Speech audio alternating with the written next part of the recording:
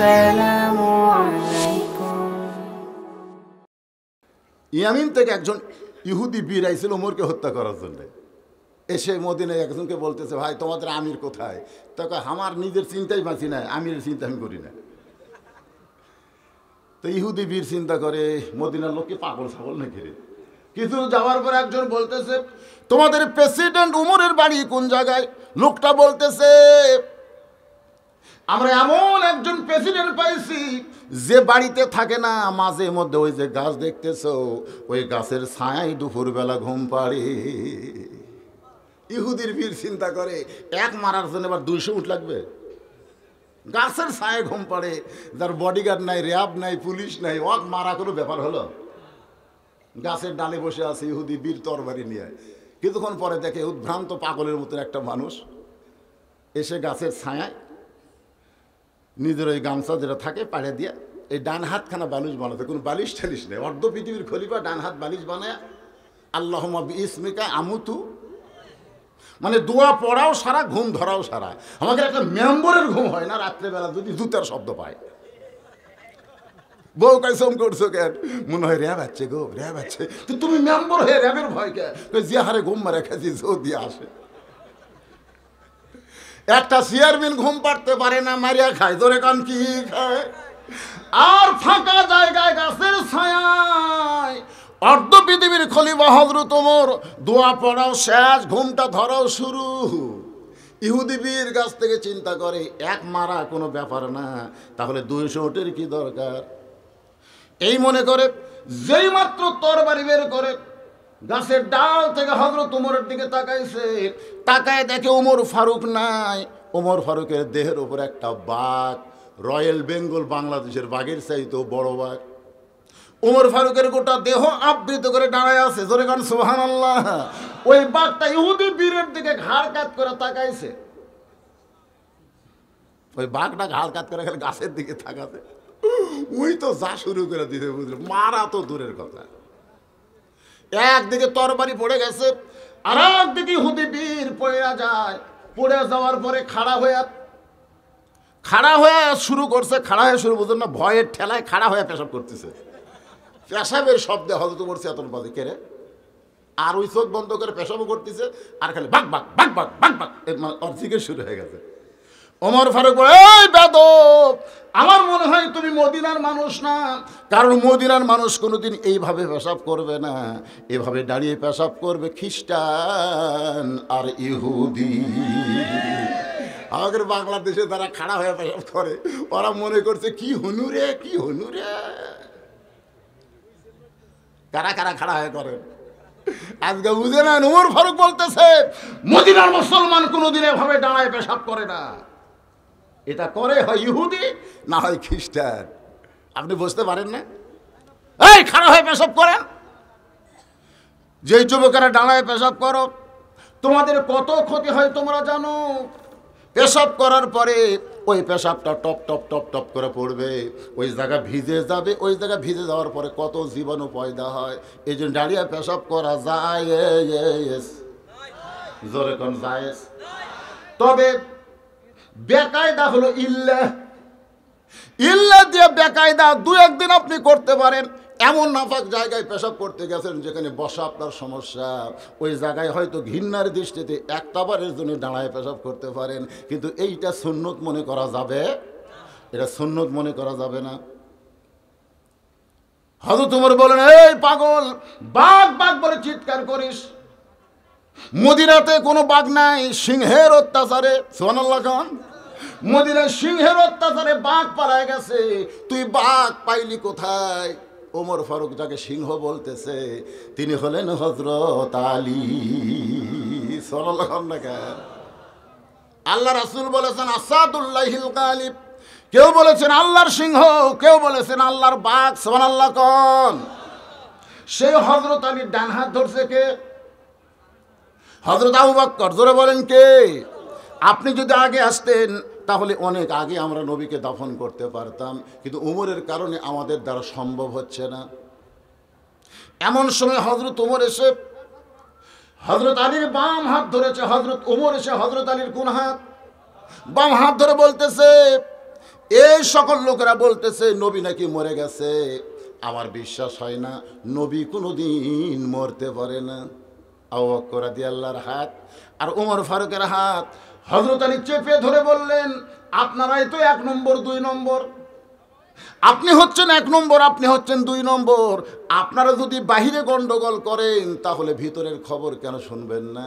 কারণ বাহিরে গন্ডগোল করার আগে আল্লাহর কোরআনের ভিতরে আসতে হবে। জোরে কোন কথা ঠিক কি না? আজকে যত গন্ডগোল আমাদের দেশে, আপনারা বলেন তো ভিতরে না বাইরে? জোরে কোন ভিতরে না বাইরে? তোমরা কোরআনের ভিতরে আসো, নবীর সুন্নাতের ভিতরে আসো, সবাই দেখো কোনো গন্ডগোল হবে না। কিন্তু আমাদের গন্ডগোল হলো ওই অন্ধ লোকের হাতি দেখার মতন। অন্ধ লোক 6 জন হাতি দেখতে পারে গেছে। জোরে কোন কি দেখতে পারে গেছে? কানারা চোখে দেখেন, ওরা হাতি দেখবি কে রে? কানা তোরা চোখে দেখিস? হাতি দেখতে পারে। একজন হাতির পাও ধরে বলতেছে হাতি থমের মতন, হাতি থমের মতন। আর এক কানা হাতির কান ধরে বলতেছে এই মিথ্যাবাদী, হাতি থমের মতো না, হাতি হলো কুলের মতন। আর এক কানা হাতির ম্যাচ ধরে বলতেছে এই 2 কানা কি কোষ রে, হাতি হলো দড়ির মতন, মানে ম্যাচ ধরছে। আর একজন কানা হাতির গায়ে হাত দেয় বলে তোদের একজনের কথা ঠিক না, হাতি হলো পাহাড়ের মতো। আপনারা বলেন তো, যে 4 কানা 4টা বয়ান দিল, কারি কথা মিথ্যা নয়, কিন্তু পুরা হাতি দেখে নাই, আংশিক হাতি দেখে তারা বয়ান করে আসা। আজকে আমাদের বাংলাদেশে কোন দল হবে না যদি পুরা কোরআনকে তারা গ্রহণ করে। জোরে কোন কথা ঠিক কিনা? কিন্তু কানাকের মতন যাই যতটুকু পাইছে সেইটা নিয়েই ফতুয়া মারতেছে। আসেন আল্লাহর কোরআন কি বলে আজকে আমাদের কোরআনের মাহফিলে জানার দরকার আছে না নাই? আলী বলতেছেন আপনি হলেন 1 নম্বর, আপনি হলেন 2 নম্বর। আপনারা বাহির থেকে গন্ডগোল কেন করতেছেন? ভিতরে ঢোকেন, খবর পাবেন। আবু বকর ওমর বলে আলী কি বলতে চাও? বলে ঘরের ভিতরেই তো নবী আছে। নবী তো এখনো ঘরের ভিতরে আছে। নবী বিদায় নিছে না ঘুমের মধ্যে আছে? এটা বাহির থেকে সিদ্ধান্ত নেওয়া যাবে না। এটা সিদ্ধান্ত নিতে গেলে আমাদেরকে ঘরের ভিতরে ঢুকতে হবে। ধরে কোন কথা ঠিক কি না? আবু বকর বলে আলী তাহলে কে ঘরের মধ্যে ঢুকবে? কে ঘরের মধ্যে ঢুকবে? নবী তদন্তের জন্য। জোরে কান কির জন্য? নবী দুনিয়াতে আছে না বিদায় নিছে, ঘুমের মধ্যে আছে না চলে গেছে, এইটা তদন্তের দায়িত্ব কাকে দেওয়া হবে? আলী বলতেছেন তদন্তের দায়িত্ব আমি দিব না, যিনি ঘরের মালিক তিনি তদন্তের দায়িত্ব দিবেন। ঘরের মালিক যিনি তদন্তের দায়িত্ব দিবেন তিনি হলেন 6 লক্ষ হাদিসের হাফেজা উম্মাহাতুল মুমিনিন মা আয়েশা। এখন আপনারা বলেন ঘরের মালিক যিনি তদন্তের দায়িত্ব দিবেন তিনি, আপনারা বলেন তো ঘরটা কার? মা আয়েশার। জোরে বলেন কার? নবী যদি হাফসার ঘরের মধ্যে থাকতেন, হাফসা হলো হযরত উমরের মেয়ে আর আয়েশা হলো হযরত আবু বকরের মেয়ে। উমর ফারুক মুখ কালো করে আছে, মুখ কালো করে আছে, কারণ বাপ নবী দাফন করার দলে, ঠিক না? আমি তো নবীর শ্বশুর, সাহাবী হলো আমার মেয়ের ঘরে তো নবী নাই। এখন ঘরের ভিতর থেকে কি সিদ্ধান্ত আসে? হযরত আলী বললেন মা, ও মা, নবী নিয়ে গন্ডগোল চলতেছে। একদল বলতেছে নবী দাফন করবে, আর একদল বলতেছে নবী ঘুমাইছে, ডাক দিয়ে চেতন করবে। মা, এই গন্ডগোল নিরসনের জন্য আপনি তদন্তের দায়িত্ব কাকে দিবে? মা আয়েশা বললেন নবীর মাদ্রাসার 1 নম্বর ছাত্র যিনি তদন্তের দায়িত্ব পাবেন তিনি। সুবহানাল্লাহ। আপনারা বলেন তো কোনো নাম আছে? জোরে কোন কোনো নাম আছে? আপনি কোনো দলের নাম নেবেন না, এভাবে হিকমতের সাথে কাম করা লাগবে। জোরে কোন কথা ঠিক কি না? দেখছেন কি মার, কি মার? মা আয়েশা বলতেছেন নবীর মাদ্রাসার 1 নম্বর ছাত্র যিনি তদন্তের দায়িত্ব পাবেন তিনি। সমস্ত সাহাবীরা চিল্লায় বলতেছেন 1 নম্বর হলেন হযরত আবু বকর। মসজিদ নববীতে নবী বসে আছে, ইতিমধ্যে ফেরেশতা জিবরাইল এসে আল্লাহ নবীকে সালাম দিয়েছে, আসসালামু আলাইকা ইয়া রাসূলুল্লাহ। এই সালাম আমার না, এই সালাম আল্লাহ আপনাকে দিছে। নবী বলতেছে আরশের আল্লাহ আমাকে সালাম দিল। ফেরেশতা জিবরাইল বলে, ইয়া রাসূলুল্লাহ, আল্লাহ শুধু আপনাকে সালাম দেয় নাই, আপনার আবু বকরকেও আল্লাহ সালাম দিয়েছে। সুবহানাল্লাহ জোরে খান। সঙ্গে সঙ্গে নবী দাঁড়িয়ে বললেন, জিবরাইল, আল্লাহ আমাকে সালাম দিয়েছে, আমার সঙ্গে তোমার দেখা হবে, কিন্তু আবু বকরের সঙ্গে তো তোমার দেখা হবে না। তাহলে আল্লাহর সালাম আবু বকরের কাছে কে পৌঁছায় দিবে? জিবরাইল বলতেছে, রাসূলুল্লাহ, আপনাকেই পৌঁছাতে হবে, আপনাকেই পৌঁছাতে হবে। আপনি আবু বকরকে গিয়ে বলবেন, আল্লাহ পাক আপনাকে সালাম দিয়েছে। রাসূল বলে, জিবরাইল, আমার আবু বকর এমন কি আমল করে যে আমল করার কারণে আরশের আল্লাহ তাকে সালাম দেয়? কি আমল করে? জিবরাইল বলতেছে, আমি জানি না। নবী বলতেছেন, আমিও জানি না। ফেরেশতা জিবরাইল বলেন, ইয়া রাসূলুল্লাহ, কোন আমলের কারণে আরশের আল্লাহ আবু বকরকে সালাম দেয় এটা আপনিও জানেন না, আমিও জানি না। তাহলে তদন্ত করে জেনে নিতে হবে। তদন্ত ধরে কোন কি? গভীর রাত্রে সবাই যখন ঘুমাইছে, আল্লাহ রাসূল চুপি চুপি আবু বকরকে তদন্ত করতে গিয়ে দেখে ঘরের ভিতর থেকে বিষাক্ত সাপ ফেনা তুললে যেমন ফুসফুস ফুসফুস শব্দ হয়, তেমন কান্নার আওয়াজ আসতেছে। নবী চমকে যায়, যে মানুষটা জান্নাতের 1 নম্বর, ধরে কোন কয় নম্বর? সবাই ঘুমায় আছে, আর সেই মানুষটা এমন করে কেন কাঁদতেছে? কান্দার কারণ কি? নবী কিছুই বললেন না। নবী মসজিদে গেলেন ফজরের নামাজের পরে। নবী তাকায় দেখে আবু বকরের 2টা চোখ যেন রক্তের মতন লাল দেখতে পায়। রাসূল, আবু বকর, তুমি এমন কি আমল করো বাবা, যেমন করার কারণে আরশের আল্লাহ তোমাকে সালাম দেয়? সুবহানাল্লাহ। সঙ্গে সঙ্গে আবু বকর চিৎকার করে বলে, ইয়া রাসূলুল্লাহ, আমি জীবনে এমন কোন আমল করিনি যে আমল করার কারণে আল্লাহ আমাকে সালাম দিবে। রাসূল বলতেছে, আমিও জানি না, জিবরাইলও জানি না, তুমিও জানো না, কিন্তু তদন্ত করে ধরা পড়েছে। সবাই যখন ঘুমায় থাকে তুমি তখন এমন করে কেন কাঁদতেছিলে? আবু বকর বলে, ইয়া রাসূলুল্লাহ, তাহাজ্জুদের নামাজের পর ফজরের সময় হতে একটু বাকি আছে, ফজরের সময় হতে একটু বাকি আছে, সেই সময়টাতে আমি মুরাকাবা মুশাহেদায় আমি এমন একটা জগতে পৌঁছে গেলাম, যে জগৎটা হলো হাসরের ময়দান। কে যেন বলতেছে, গোটা হাসরের ময়দানে সবাইকে আল্লাহ জান্নাত দিবে, একজন ব্যক্তিকে জাহান্নাম দিবে। আমার এত ভয়, সে একজন ব্যক্তি যদি অধম আবু বকর হয়, আমি সেই জাহান্নামের ভয়ে, হাসরের ময়দানে আল্লাহর সামনে হিসাব দেওয়ার ভয়ে এমন করে আমি কাঁদতেছিলাম। আল্লাহ রাসূল বললেন, ইন্না আকরামাকুম ইনদাল্লাহি আতকাকুম, ওই ব্যক্তির জন্য আরশের আল্লাহর সালাম হয় যার কলিজার ভিতরে আল্লাহর বেশি ভয়। হযরত আবু বকর মা আয়েশার ঘরের দরজায়, একটু খেয়াল করে দেখেন ভাইজান, সবাই একটু মনোযোগ দেন। সালাম দিচ্ছেন, আসসালামু আলাইকা ইয়া রাসূলুল্লাহ, আসসালামু আলাইকা ইয়া হাবিবাল্লাহ। ওমর ফারুক বলতেছে, আলী রে, যেভাবে আবু বকর সালাম দিচ্ছে এটা বিদায় নেওয়ার সালাম না, এটা ঘরের মধ্যে থাকার সালাম। সুবহানাল্লাহ। আপনারা যখন হজ করতে গিয়ে রাসূলের রওজার পাশে দাঁড়ান, কি বলে সালাম দেন? দেখছেন সালামটা কত সুন্দর।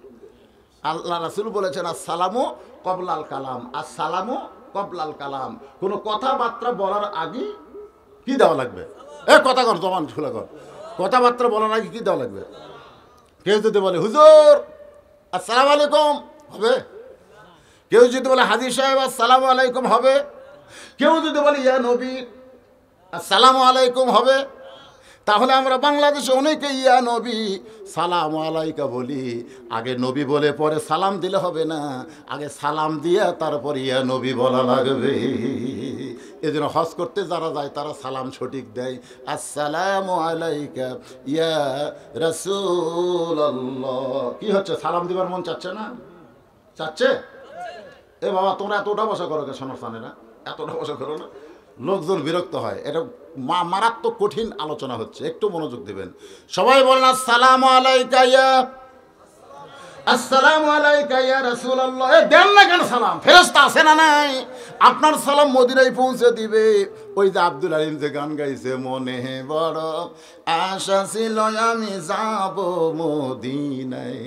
জিজ্ঞাসা করা হলো তুমি কেন যাবা, তুই মদিনায় কেন যাবা? তখন বলতেছে সালাম আমি করব গিয়া, সালাম আমি করব গিয়া মদিনার রওজায়। মনে বড় আশা ছিল আমি যাব মদিনায়। আপনি হয়তো মদিনায় যাবার না পারলেন, কিন্তু আপনার সালাম এই জায়গায় থাকবে না। একদল ফেরেশতাকে আল্লাহ সেট করে রাখছে, সালাম দেওয়ার সঙ্গে সঙ্গে ওই সালামটা আল্লাহ নবীর রওজায় পৌঁছায়া দিবে। তাহলে সালাম দিতে আমাদের কোনো আপত্তি? তাহলে সবাই বলেন আসসালামু আলাইকা ইয়া রাসূলুল্লাহ, আসসালামু আলাইকা ইয়া হাবিবাল্লাহ, আসসালামু আলাইকা ইয়া শাফিউল মুজলিমিন। আবু বকর রাদিয়াল্লাহু সালাম দিচ্ছে আসসালামু আলাইকা ইয়া রাসূলুল্লাহ, আসসালামু আলাইকা ইয়া হাবিবাল্লাহ। সঙ্গে সঙ্গে দরজা খুলে যাচ্ছে। কে দরজা খুলে দেয়? মা আয়েশা। জোরে বলেন কে? মা আয়েশা দরজা খুলে দিলে হয়তো আবু বকর যেই মাত্র ঘরের মধ্যে ঢুকছে, সঙ্গে সঙ্গে মা আয়েশা দরজা বন্ধ করে দিছে। বাবা ঢোকার সঙ্গে সঙ্গে দরজা বন্ধ করে দিছে। নবী এখন শুয়ে আছে, তার দিকে আবু বকর যাবার চায়। ঘুমে আছে না বিদায় নিছে, এইটা তদন্ত করতে যখন আবু বকর নবীর দিকে যাবার চায়, এমন সময় সামনে মা আয়েশা দাঁড়ায় বলতেছে, বাবা নবীর তদন্ত করার আগে আমার 3টা প্রশ্নের উত্তর দেওয়া লাগবে। জোরে কোন কয়টা? আবু বকর আয়েশা হাজার হাজার সাহাবীরা বাহিরে দাঁড়িয়ে আছে।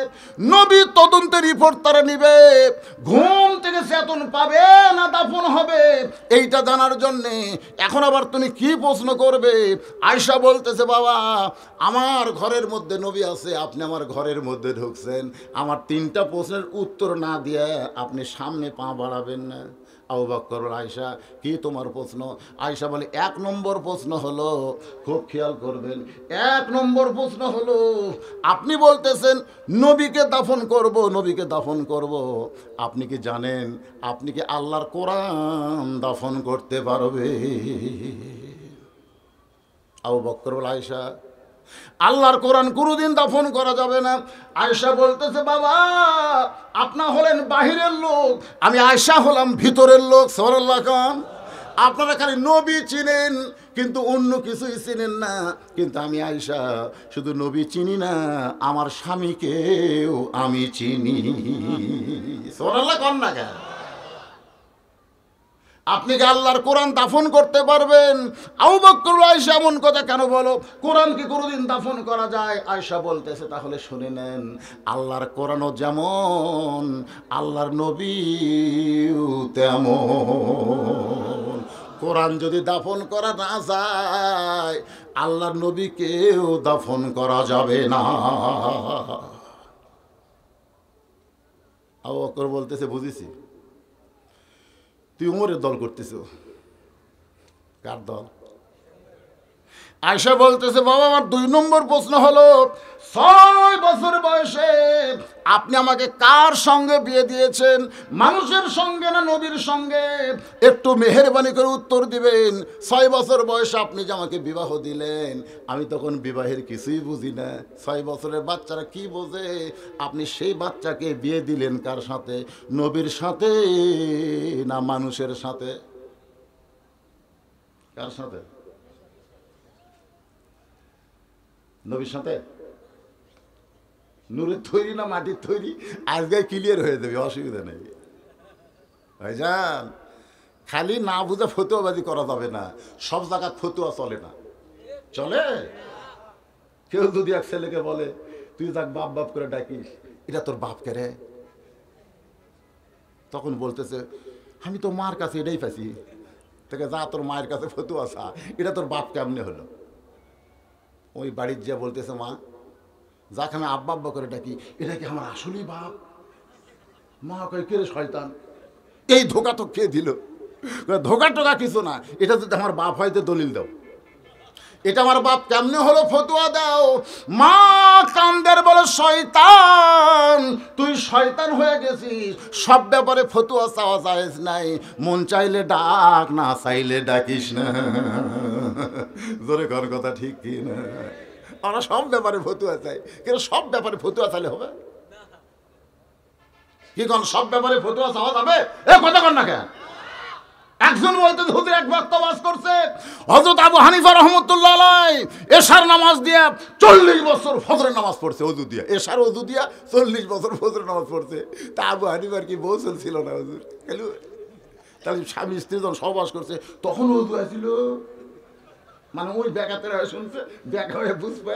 আর এক আলমের কাছে প্রশ্ন করতে পারে, পাগলা এশার শেষ টাইমে ওযু করবি, করে এসা পড়বি, আবার যখন তাহাজ্জুদের আউয়াল টাইমে শুরু করবি, মাত্র 40 মিনিট। কথা বুঝলেন না? কথা বুঝলেন না? এশার শেষ টাইম আর তাহাজ্জুদের টাইম মাঝখানে 40 মিনিট, তো 40 মিনিট ওযু থাকা যাবে না?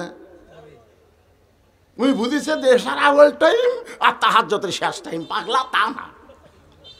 আমরা মুরগির সাথে এসা পড়ি, আল্লাহর ওলিরা মুরগির সাথে এসা পড়ে নাই। রাত যত গভীর হয় এশার তত ফজিলত হয়। জোরে কর সুবহান। তখন না হুজুর এত বুঝা দেয়নি তো, এইরকম বুঝা দিলে আর ফতুয়া যাবে? কথা কান আর ফতুয়া যাবে? আপনারা কি বিরক্ত হচ্ছেন? একটু মনোযোগ দিয়ে কথাগুলো শুনবেন।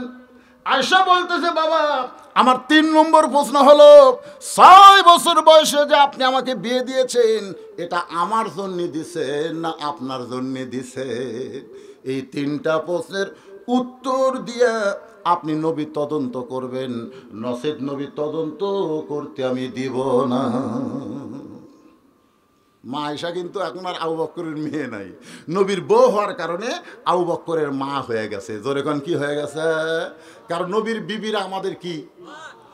উম্মাহাতুল মুমিনিন, সমস্ত মুমিনদের মা। যখন থেকে মা আয়েশাকে নবীর সঙ্গে বিয়ে দিয়েছে, এরপরে হযরত আবু বকর মা আয়েশার সঙ্গে আর মেয়ের মতন আচরণ করতে পারে নাই, তখন থেকে মায়ের মতো সম্মান করেছে। এখন বাধা দিচ্ছে মেয়ে না মা। আবু বকর বলে, মা আমি তোমার কাছে অনুরোধ করি মা, একটাবার শুধু নবী তদন্ত করতে চাই। হাজার হাজার সাহাবী দাঁড়িয়ে আছে ঘরের বাহিরে, তারা একটু রিপোর্টটা শুনতে চায়। এমন সময় একটা করুণ শব্দ আবু বকরের কানের মধ্যে ঢুকতেছে। কে যেন কাঁদতেছে। এই কান্না যেন দুনিয়ার কোনো কান্না নয়, এই কান্না যেন আল্লাহর জান্নাত থেকে আসতেছে। আবু বকর স্থির হয়ে গেলেন, এমন ভাবে দাঁড়িয়ে গেলেন, গোটা দেহ থরথর করে কাঁপতেছে। আয়েশা বলে, বাবা এমন করে কাঁপেন কেন? আবু বকর বলে, মা ঘরের কোণা থেকে এমন একটা কান্নার সাউন্ড আসতেছে, মা এই কান্না যেন দুনিয়ার কান্না নয়, যেন আল্লাহর জান্নাত কাঁদতেছে। আয়েশা বলতেছে, বাবা এমন একজন মহিয়সী নারী কাঁদতেছে, এমন একজন মহিয়সী নারী কাঁদতেছে, যাকে আল্লাহর নবী মেয়ে হওয়ার পরেও মায়ের মতো সম্মান করেছে। লিল্লাহে তাকবীর।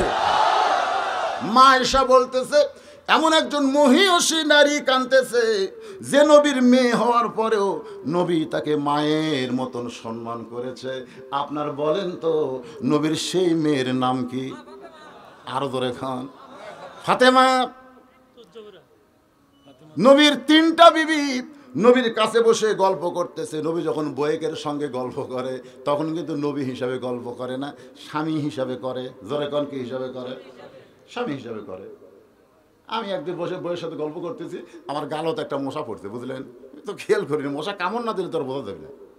আমার বউ এটা দেখে পট করে মারছে, চল এইরকম চল মারছে। এই বউ হয়ে স্বামী মারলে কত বড় হুজুর তুমি জানো? তখন বলতেছে, হুজুর আপনি বড়, কিন্তু কম্বলের মধ্যে আসলে কতটুকু সেটা আমি জানি। কথা ঠিক, আপনি কতটুকু মরদ সেটা আমার জানা আছে। হুজুর হয়ে রাতের অন্ধকারে শীতের মধ্যে ল্যাপের ভিতরের পুরুষ মানুষকে, ল্যাপ তোষকের মানুষকে আপনি খেড়ের উপর বসাতে পারেন, সেই ক্ষমতা আপনার আছে, কিন্তু আমার কাছে কতটুকু ক্ষমতা সেটা তো আমি জানি। তখন আমি মুখ ধরে তখন তো আমার শরম লাগলো, ভাই কিসের হুজুরি, ওটি হুজুরের খাওয়া আছে। আল্লাহ নবী যখন বিবিদের সঙ্গে গল্প করতেন তখন নবী হিসাবে গল্প করে নাই, স্বামী হিসাবে গল্প করেছে। সুবহানাল্লাহ খান। 3টা বিবি নবীর সঙ্গে গল্প করতেছে, তার মধ্যে একটা হলো উম্মে সালমা, দাঁড়িয়ে থেকে নবীর মাথার চুলগুলো দেখতেছে। আর একটা হলো উম্মাহাতুল মুমিন আয়েশা, নবীর শরীর টিপতেছে। আর একটা হলো সাউদা, নবীর সামনে বসে আছে। 3টা বিবি যখন নবীর সঙ্গে গল্পে মশগুল, এমন সময় নবীর মেয়ে ফাতেমা ঘরের মধ্যে ঢুকছে। যেই মাত্র ফাতেমা ঘরের মধ্যে ঢুকেছে, সঙ্গে সঙ্গে নবী আমার দাঁড়িয়ে গেছে। বলতেছে, মা আপনি কষ্ট করে কেন আমার ঘরে আসলেন? আমাকে ডাকলি তো আমি অধম আপনার কাছে যাইতাম। মায়েশা নবীর হাতে চাপ দিয়ে বলি, ইয়া রাসূলুল্লাহ আপনি কি বলতেছেন? একটা বার কি খেয়াল করতেছেন? মেয়ে ঘরের মধ্যে ঢুকলো আর আপনি দাঁড়িয়ে গেলেন। আপনি তাকে বলতেছেন কষ্ট করে কেন হয়েছেন? আপনি বললেই তো আমি অধম আপনার কাছে যাইতাম। একজন বাবা হইয়া মেয়ের কাছে এমন করে কি কোনোদিন সম্বোধন করে? আয়েশার দিকে তাকায় নবী বলেন, আয়েশা দুনিয়ার সবাই জানে ফাতেমা আমার মেয়ে, তুমিও জানো, দুনিয়ার সবাই জানে ফাতেমা আমার মেয়ে, কিন্তু নিজের চোখে দেখেছি আয়েশা ফাতেমা হইল আমার মা। একটা হলো জানা আর একটা হলো দেখা। সঙ্গে সঙ্গে 6 লক্ষ হাদিসের হাফেজা মায়েশা বললেন, ইয়া রাসূলুল্লাহ কি দেখছেন, কেন দেখছেন, কেমনে দেখছেন? এইটা যদি আপনি না বলেন তাহলে আপনার উম্মতেরা ফাতেমার সম্পর্কে তো জানতে পারবে না। রাসূল বললেন, তাহলে শোনো, তাইফের ময়দান থেকে রক্তমাখা শরীর নিয়ে আমি যখন মক্কায় ফিরে আসলাম, আপনাদের জানতে হবে নবী যখন তাইফে গেছিলেন সেই বছরই কিন্তু নবীর চাচা আবু তালেব দুনিয়া থেকে বিদায় নিয়েছে। নবী যখন তাইফে গেছিলেন সেই বছরই নবীর দরদের বিবি খাদিজাতুল কুবরা দুনিয়া থেকে চলে গেছে। একই বছরে চাচাও চলে গেল, যেই চাচা সন্তানের মতন লালন পালন করেছে। নবী সবসময় বলেছেন, শিশুকালে মইরা গেছে মা, গর্ভে থাকতে মরছে পিতা, চোখে দেখলাম না। কে করিবে লালন পালন, কে দিবে সান্ত্বনা, এই দুনিয়ার বড় এতিম নবী ছিলেন একজনা। সেই চাচা বাপের মতো মারা গেল। এর কয়েকদিন পরে খাদিজাতুল কুবরা মারা গেছে। আপনারা জানেন, যখন কোনো পুরুষ মানুষ বিয়ে করে, বিয়ে করার পরে বউকে স্বামীর হাতে তুলে দেয়, দেয় কি দেয় না? বউকে স্বামীর হাতে তুলে দেয়। আর খাদিজা বলেছে, আমার সঙ্গে যখন নবীর বিয়ে হলো আমার হাতকেও নবীর হাতের উপরে তুলে দেয় নাই, বরং নবীর চাচা আবু তালেব নবীর হাত আমার হাতে তুলে দিয়েছে। আমার হাতে দিয়ে বলেছে, মা আমার এতিমকে আজ থেকে তোমার হাতে দিয়ে দিলাম, আমার এতিমকে তোমার হাতে দিয়ে দিলাম। এরপরে যতদিন মা খাদিজা দুনিয়াতে ছিলেন নবীকে কিছুই বুঝতে দেয় নাই। নিজের বিবি হয়েও তাকে মায়ের চাইতেও বেশি দয়া করেছে। সেই খাদিজা দুনিয়া থেকে চলে গেছে, সেই নবী আবার তাইফে গেলেন কলেমার দাওয়াত দিতে। তাইফবাসীরা এতই মারছে, গোটা দেহ নবী রক্তাক্ত হয়ে গেছে। নবী বলতেছেন, আয়েশা রে, এই রক্ত মাখা দেহ, পোড় খাওয়া দেহ নিয়া আমি আবার যখন মক্কায় ঘুরে আসলাম, আসার পরে আমার 4টা মেয়ে ছিল। 3টা মেয়ে ঘরের মধ্যে ঢোকে ওদের মেয়েদের স্বভাব আমাকে দেখাইলো। ওরা কানলো আর বলল, বাবা আপনি কেন তাইফে গেলেন? বাবা তাইফে না গেলেও তো আপনি পারতেন। বাবা তাইফবাসীরা এত মারছে, এই কষ্ট আপনি কেমনে সহ্য করবেন? নবী বলেন, আয়েশা রে, মেয়েদের মতন কথা বলে 3টা মেয়েরা যখন ঘর থেকে বের হয়ে যায়, এমন সময় আমার কলিজার টুকরা ফাতেমা ঘরের মধ্যে ঢুকে দরজা বন্ধ করে দেয়। ঘরের মধ্যে ঢুকি দরজা বন্ধ করে দেয়। আমি বললাম, ফাতেমা দরজা বন্ধ কেন করলে মা? ফাতেমা বলতেছে, বাবা আল্লাহকে কিছু কথা বলতে হবে, আল্লাহ আমাকে কিছু কথা বলতে হবে। রাসূল বলে, ফাতেমা কি বলবি? ফাতেমা বলতেছে, যে আল্লাহ ইব্রাহিম নবীর জন্য নমরুদের আগুন শান্তির বাগান বানায় দিল, যে আল্লাহ মুসা নবীর জন্য নীল দরিয়াকে আল্লাহ রাস্তা বানায় দিল, সে আল্লাহ আমার বাবা চাচাকে কেড়ে নিল, তার দরদি বউকে কেড়ে নিল, তাকে কলেমার দাওয়াত দিয়ে তায়েফে পাঠাইলো, আর তায়েফবাসী পাথর মারলো। এই পাথর কেন আল্লাহ তুলা বানাবার পারলো না? আমার বাবার কেউ নেই, আমার বাবার দরদের কেউ নাই। চাচা চলে গেছে, আমার মা খাদিজা আমার নবীর বিবি চলে গেছে, আল্লাহ তাকে মার খাওয়াইছে, আমার বাবার কেউ নাই। রাসূল বলে, আয়েশা রে, এই কথা বলে ফাতেমা ঘর থেকে বাইরে যায়। আমি মনে করলাম ফাতেমা বুঝি পাগলি হয়ে গেছে, কিন্তু উঠানের দিকে তাকায় দিকে চুলায় পানি গরম করতেছে আর জয়তুনের তেল গরম করতেছে, আর দুইটা হাত আল্লাহর দিকে তুলে বলতেছে, আল্লাহ তুমি রাগ করো না, আল্লাহ তুমি রাগ করো না, আমি সহ্য করতে পারতেছি না, কারণ তোমার মা নাই, তোমার বাবা নাই। ও আল্লাহ, যদি তোমার বাবা কলেমার দাওয়াত দিবার যায় তায়েফবাসী এমন ভাবে পাথর মারতো আর রক্তমাখা শরীর নিয়ে যদি তোমার বাবা তোমার কাছে ফিরে আসতো, বলো তো আল্লাহ তোমার কেমন লাগতো? তোমার বাবা নাই বলে তুমি ফাতেমার বাবার দরদ বুঝলা না। রাসূল বলে, ফাতেমা আল্লাহর সঙ্গে এমন করে বলা হয় না। ফাতেমা বলতেছে, বাবা জন্মের আগেই বাবা হারাইছে, আপনি বাবার কি দরদ বুঝবেন? বাবা আপনার দেহ দিয়ে রক্ত পড়ে, আমার কলিজা দিয়ে যেন আল্লাহ রক্ত ঝরায়। রাসূল বলে, আয়েশা রে, আমার ফাতেমা কাঁদতে কাঁদতে ঘরের মধ্যে ঢুকে দরজা বন্ধ করে দেয়। আমি বললাম, ফাতেমা আবার কেন দরজা বন্ধ করলি মা? ফাতেমা বলতেছে, বাবা আপনার মা নাই, আপনার গোটা দেহ কে গোসল করায় দিবে? আল্লাহর নবী বলেন, ওই গরম পানি আমার দেহর রক্তগুলো মুছে মুছে গোটা দেহ পরিষ্কার করে ওই ফাতেমার নরম হাতের মধ্যে গরম জয়তুনের তেল নিয়ে আমার ক্ষতস্থানে যখন মালিশ করে, আমি নবী কয়েকদিনের পরিশ্রান্ত ছিলাম। কখন যেন ফাতেমার উরাতকে বালিশ বানিয়ে ঘুমায় গেছি, আমি নবী ফাতেমার উরাতকে বালিশ বানিয়ে ঘুমায় গেছি। হঠাৎ ঘুমের ঘরে আমি দেখতে পাই আমার মা আমেনা আমার শেওরের পাশে দাঁড়িয়ে কাঁদতেছে। আমি স্বপ্নকে বাস্তব মনে করে আমি নবী নাই, একটা শিশু বাচ্চার মতন বললাম, মা আইসেন যখন আর আপনাকে যাইতে দিব না। রাসূল বলে, আয়েশা রে, স্বপ্নকে বাস্তব মনে করে মা আমিনার হাতটা আমি চাইপা ধরেছি। এমন সময় দেখি ফাতেমা আমার কপালে চুমা খায়। ফাতেমার চোখের পানি দিয়া আমার চোখের কোনা দিয়া চোখের মধ্যে ঢুকে, চোখের পানি হচ্ছে লবণাক্ত, আমার ঘুমটা ভেঙে যায়। আমি বললাম, ফাতেমা কেন কান্দিস, কেন কান্দিস? ফাতেমা বলতেছে, বাবা আপনি মনে হয় স্বপ্ন দেখছেন, আপনি স্বপ্নে মা বলে আমার হাতটা যে চাইপা ধরেছেন বাবা, এখনো পর্যন্ত আপনি হাতটা ছাড়েন না।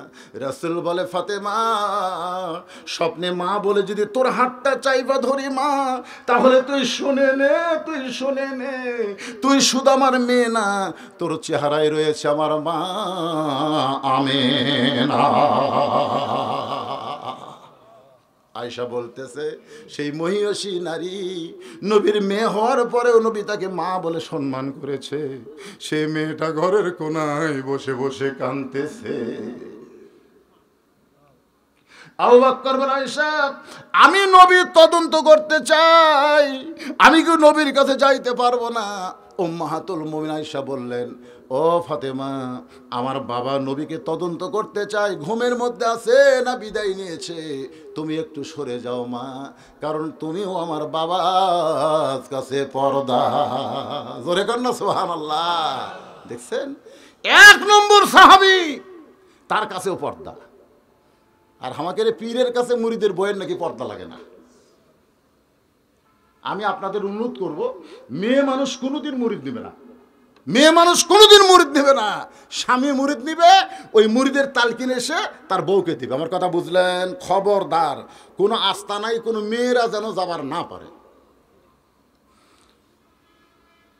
কারণ ইয়াসার রাদিয়াল্লাহু ঈমান গ্রহণ করার পরে নবীকে বলেছিল, আমার বউ সুমাইয়া একটু ঈমান গ্রহণ করতে চায়, হুজুর আমার বউটাকে আপনার কাছে নিয়ে আসি। রাসূল বললেন, বাল্লিগু আন্নি ওয়ালা আয়া, তোমাকে যে কলেমার দাওয়াত দিয়েছি তুমি তোমার বউকে দাও, তোমার বউ আমার কাছে আসার দরকার নেই। সুবহানাল্লাহ। স্যার বলতেছে আপনি আল্লাহর নবী, আপনার কাছে আসলে অসুবিধা কি? এরকম বলতে পারে। তো আপনি একটা হুজুর মানুষ, আমাকে বলে, মেয়েরা দরজায় গিয়ে বলে হুজুর আমরা একটু ভিতর ঢুকতে চাই। আমি কেন?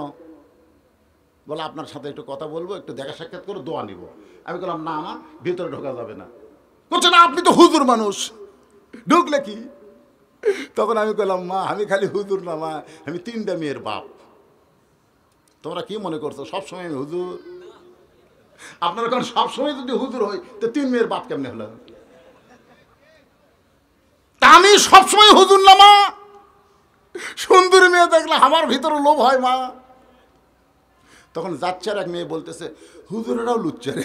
দেখছেন, ভালো কথা বলছে, এটা বলে খারাপ। আল্লাহ রাসূল বললেন আমি নবী, লাকাদ কানা লাকুম ফি রাসূলিল্লাহি উসওয়াতুন হাসানা। আমার আদর্শকে গ্রহণ করতে হবে। আমি যদি কোনো সাহাবীর বইয়ের সঙ্গে কথা বলি তাহলে পীরেরা মনে করবে মুরিদের বইয়ের সঙ্গে কথা বলা যাবে। এই জন্য মা আতাকুমুর রাসূলু ফাখুযুহু ওয়া মা নাহাকুম আনহু ফান্তাহু। আমার নবী যেটা করেছেন সেটা করা যাবে। জোরে কর, নবী যেটা করেছেন সেটা করা, নবী যেটা করে নাই সেটা করা যাবে। নবীকে আদর্শ হিসাবে আমাদের গ্রহণ করতে হবে।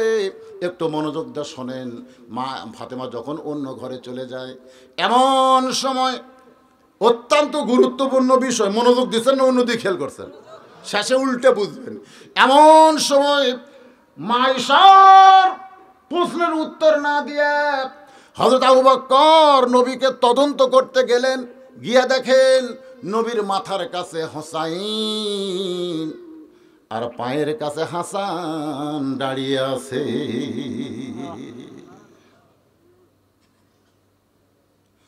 নবীর মাথার কাছে হোসাইন, পায়ের কাছে হাসান দাঁড়িয়ে আছে।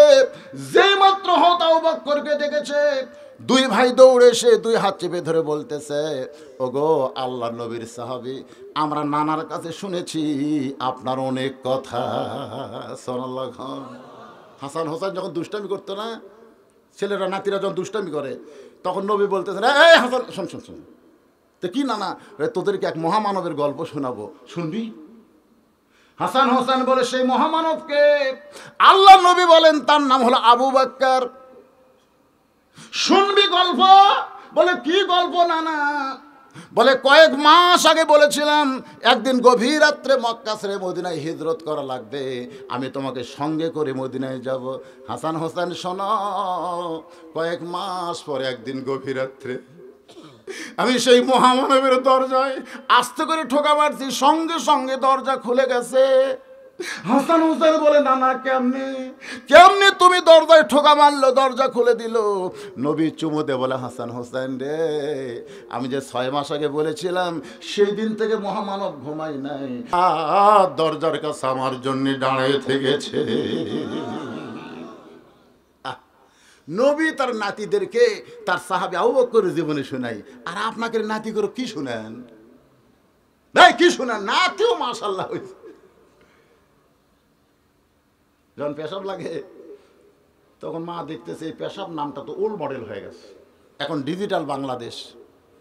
ছেলেকে বলতেছে তোর যখন পেশাব লাগবে তখন আমাকে বলবে গান গাবো, কারণ তোর দাদাও পেশাব করছে, তোর বাপও করছে, তুইও যদি কেউ ছবি না তুই বলবি গান গাবো। তো ছেলের যখন পেশাব লাগে তখন মাকে বলে মা গান গাবো, মা বলে যাও ওই যে বাইরে যে গায়ে আসো, যাও ওই বাইরে যায় পেশাব করে আসে। ওই সেদিন থেকে পেশাবের নাম হচ্ছে কি গাওয়া? গান গাওয়া। কিন্তু একদিন নানা আইসে বেড়াতে, নাতি আর নানা ছাড়ে না। সন্ধ্যা লাগা যায়, নানা বাড়ির যাবে, নাতি কয় না যাবার দেবো না। মেয়ে বলতেছে এতদিন পর আইসেন একটা রাত থাকেন। তো নানা নাতি এক রাত্রে এক বিছনায় থাকবে। রাত যখন 9টা বাজে তখন নাতি বলতেছে নানা আমি গান গাবো। নানা বলতেছে না ভাই আমি মুরব্বী মানুষ, হজ করছি, আমি গান শুনবো না। চুপ, কিসের গান গাওয়া রে? তো নাতি একটা ধমক দেয়, আটকে থাকে। রাত যখন 10টা বাজে তখন কান্না শুরু করছে। নানা কয় কী রে কান্দিস কে? গান না গেলে আমি বাঁচবো না নানা, গান না গেলে আমি বাঁচবো না। নানা কয় কি সর্বনাশ, কি দুঃখ বললো, গান না গেলে বাঁচবে না। তো ঠিক আছে, চারিদিকে মানুষ ঘুমায় গেছে, তুই যখন গানটা গাবি আমার কানের কাছে আস্তে আস্তে গা, জোরে গান গাস না, কারণ আশেপাশে সবাই ঘুমায় গেছে, এই সময় জোরে গান গাওয়া যাবে না। লাতিকের যন্ত্র বাড়ি করে নানার কানে সেট করছে। সেট করে গান গাওয়া শুরু করেছে, পেশাব দিয়ে কান ভরে গেছে। চিল্লাই বলতেছে কি শয়তানের পেট থেকে শয়তান হয়েছে। মা দৌড়ে এসে বলতেছে বাবা কি কথা? বলে তোর বেটা গান গাওয়ার কথা বলে আমার কান পেশাব দিয়ে ভরে দিছে। মা কান্দের বলে বাবা আমার ছেলের দোষ নয়, বাবা আমার ছেলের দোষ নয়, আমি ছেলেটাকে নষ্ট করেছি। আমার মা বোনেরা যারা পর্দার অন্তর আছেন, নিজের সন্তানকে যদি ভালো করতে চান তাহলে কিচ্ছা কাহিনী হাবি জাবি হবার মায়ের গল্প না করে, বাঘের কিচ্ছা না বলে একটা সাহাবীর জীবনী তাদের সামনে তুলে ধরে। একটা সাহাবী একজন আল্লাহর ওলির জীবনী তাদের সামনে তুলে ধরেন, ছোট থেকেই ও আস্তে আস্তে ভালো হবে। জোরে কোন কথা ঠিক কিনা? দিয়া তো যে মোবাইল, স্ক্রিন টাচ মোবাইল এখন দিয়া তো সব বাবারা ছেলে মেয়ের হাতে মোবাইল দিছে। জোরে কোন কি দিছে? ছেলে আমার মেয়ে আমার ভাত খায় না, মোবাইলের গান না দেখলে ভাত খায় না। হুজুর এই গানের টিভিতেই যে গান বাজে আর ভাত খায়, খেলা না দেখলে ভাত খায় না। আসলে কি যে হবে, এমনি তো করোনা হয়ে লেখাপড়া শেষ। জোরে কথা ঠিক কিনা? এই সুযোগের মোবাইল পাশে আমাকে ওয়াজ দিয়ে মানুষ ভালো হবি ভাই, আমি তো কোনো কথা বাদ হচ্ছি না। কি কয় ওয়াজের তো আসল জাকাতি যায়নি। কয়টা বাজলো রে? 12টা বন্ধ করার, না 12টা বন্ধ করার চুক্তি লিছে বাবা। বেশি বাজে নাই, মাত্র 11টা 24। ধরে গেল কত? 24 বাজে। ওয়াজ কিন্তু মনোযোগ দিয়ে শুনতেছেন না ভুলে যাচ্ছেন? একটু মনোযোগ দিয়ে শোনেন। হাসান আর হুসাইন দুইজন হত আবু বকরের 2 হাত ধরছে, ধরে বলতেছে আপনি নানার 1 নম্বর। ধরে কোন কয় নম্বর? নানার কাছে বহু গল্প আপনার শুনেছি। ও নানার সাহাবী, আমার নানা সেই সকাল থেকে ঘুমায় গেছে, এত ডাকাডাকি করি কিন্তু নানা আমাদের ডাকে উত্তর দেয় না। আপনি একটু ভালো করে বলেন, হয়তো আমাদের 2 ভাইয়ের উপর রাগ করেছে। মাঝে মধ্যেই নবী রাগ করে বলে তোদের সাথে আর কথা বলবো না, যা। এরকম মাঝে মধ্যেই কিন্তু নবী বলে, মানে এত ডিস্টার্ব করে, দাড়ি ধরে টান মারে, টুপি খুলে ফেলে দেয়। নবী শুধলে বুকের ওদের সাথে তো বিরক্ত আছে। তো দয়া তো বেশি করেই, কিন্তু বেশি দয়া করলে আবার বান্দরের মতন হয়ে গেছে। কথাটা বুঝলেন না? মজিমান নবী মাঝে মধ্যে বলতো আর কথা বলবো না, যা। হয়তো নানা আমাদের 2 ভাইয়ের উপর রাগ করে কথা বন্ধ করেছে। ও নানার সাহাবী, আমার নানাকে একটু ভালো করে ডাক দেন, আমরা হাসান হোসেন আর কোনোদিন দুষ্টামি করব না। হয়তো আবু বকর হাঁটু গেড়ে বসে আল্লাহ নবীর কপালে চুমু দিলেন। সুবহানাল্লাহ। ঠোঁটে চুমু দিলেন, বুকে চুমু দিলেন, পায়ের 2 কদমে চুমু দিয়ে বললেন নবী গো, তদন্ত করতে এসে ধরা খেয়েছি, আমি ওমরের সঙ্গে একমত পোষণ করতেছি। লিল্লাহে তাকবীর। নবীজি তদন্ত করতে এসে আমি ধরা খেয়েছি, আমি ওমরের সঙ্গে একমত পোষণ করতেছি, একমত পোষণ করতেছি। আয়েশা বলতেছে বাবা যদি ওমরের সঙ্গে একমত পোষণ করেন তাহলে আপনার 3টা প্রশ্নের উত্তর আর দেওয়া লাগবে না। সুবহানাল্লাহ। কিন্তু আমি আপনাদেরকে উত্তর দিব। আবু বকর রাদিয়াল্লাহু না দিল, আল্লাহর কোরআন কি কথা কোন দেয় না?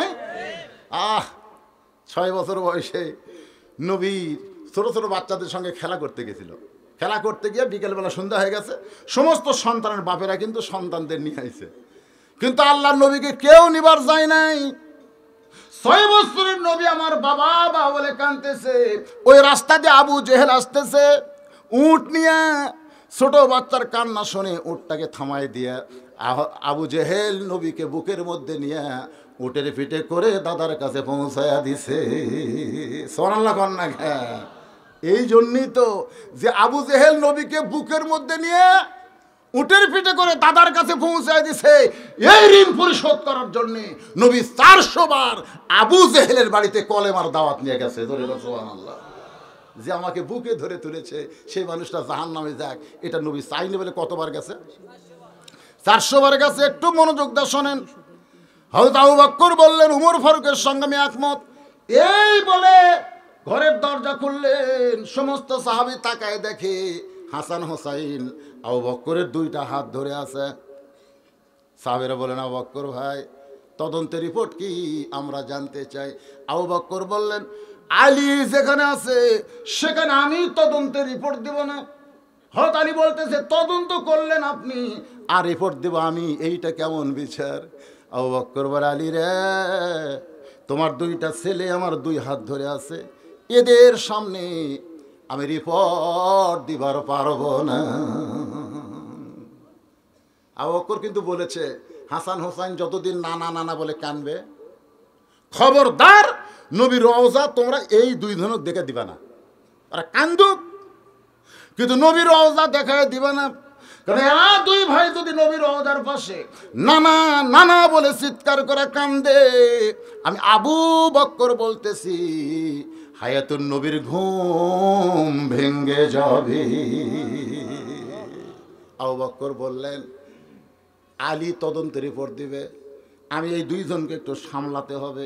এই বলে হাসান হোসেনকে আবু বকর যখন দূরে যায়, সমস্ত সাহাবী হযরত আলীকে বলতেছেন, তাহলে নবী কি হবে? দাফন হবে না চেতন পাবে? তদন্তের রিপোর্ট দেন। আলী বলতেছে, আমি আল্লাহর কোরআন থেকে তোমাদের রিপোর্ট শোনায়া দিব। আপনারা শুনবেন না? কারা কারা শুনবেন? আল্লাহকে একটু হাত দেখান তো দেখি। লিল্লাহে তাকবীর। ভাইজান যে হাতগুলা তুলে আল্লাহ দেখালে, হাত নামান নামান। আপনাদের কাছে আমার দাবি হলো, এই যে হাত তুলেছেন, এই হাত এখন পকেটের মধ্যে ঢুকে দেবেন। 10 পারেন, 20 পারেন, 50 পারেন। না দিয়ে যদি কেউ ওঠে, আপনার না থাকলে বসে থাকবেন। আপনি দিবেন না, বসে থাকবেন। কিন্তু যখন চাইছি তখন যদি কেউ উঠে যাবার চায়, এই কোরআন শরীফ সামনে নিয়ে একটা গড় দোয়া করা লাগবে, ওই যেন প্যারালাইসিস না হয়ে মরে না। তোর এখন ঠিক কিনা? না আমিন কর না, এখন আমিন কর না, কেউ উঠবি না। এই ব্যাগালা রাখি, এই রেডি ব্যাগালা, হ্যাঁ দিয়ে দেন, দেন 10 20 যাইতে পারেন, কিঞ্চিত হলেও দিবেন, বঞ্চিত করবেন না। এখানে গোরস্থান আছে না নাই? জোর এখন আছে না নাই? এই গোরস্থানে যাদের মা গেছে, গোরস্থানে যাদের বাবা গেছে, তাদেরকে আমি বলবো, মা বাবা রুহের মাগফিরাতের জন্য একটা কোরআন শরীফ মাদ্রাসায় দেওয়া লাগবে। একটা কোরআন শরীফ। আমার কথা দিয়ে খেয়াল করেন, যাদের মা মারা গেছে, বাবা মারা গেছে, মা বাবার